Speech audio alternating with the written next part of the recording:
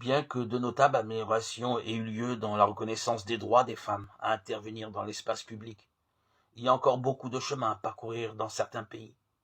On n'a pas fini d'éradiquer des coutumes inacceptables, telles que la violence honteuse qui parfois s'exerce sur les femmes, les abus dans le cercle familial et diverses formes d'esclavage, qui ne constituent pas une démonstration de force masculine, mais une lâche dégradation. La violence verbale, physique et sexuelle qui s'exerce sur les femmes dans certaines familles contredit la nature même de l'union conjugale.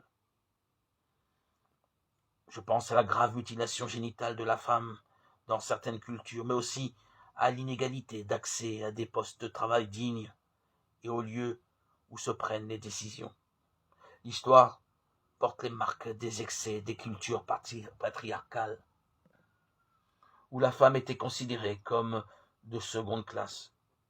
Et rappelons aussi le phénomène des mères porteuses où l'instrumentalisation et la marchandisation du corps féminin dans la culture médiatique actuelle.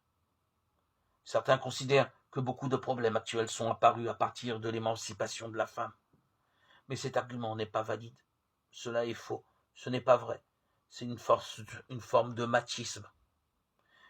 L'égale dignité entre l'homme et la femme nous pousse à nous réjouir que les vieilles formes de discrimination soient dépassées et qu'au sein des familles un effort de réciprocité se réalise, même si des formes de féminisme qu'on ne peut juger adéquates apparaissent.